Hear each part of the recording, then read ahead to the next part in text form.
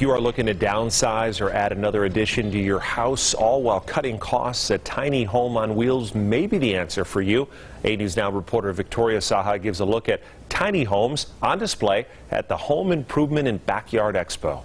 You may think this is your average size home. It's got everything you need, but it's a little smaller. Say hello to another concept of living with tiny homes. Your average home or apartment has a living room, bedroom, and a bathroom, which seems to be basic necessities for a home.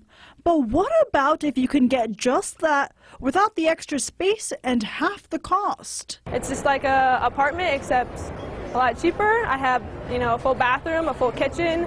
I got my bedroom, so I absolutely love it. Jenna Hall is 21 years old and already owns her first tiny home. Builders say it's the younger buyers like Hall that are mostly taking part in this unique way of living. We are now bringing back the starter home, the one-bedroom home or the studio home that can be lived in and bought at a very affordable price. Tiny homes start at $60,000 depending on size. Bayer also says it would be great for people looking to add an addition to their house without having to wait to build it. If we had to downsize, that would be where we'd go, tiny homes. They're just so great. And they have wheels, making it easier to pick up and leave.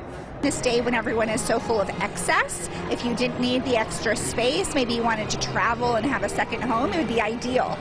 The Tiny Homes Expo runs until Sunday, June 13th. Reporting from the World Market Center, Victoria Saha, 8 News Now.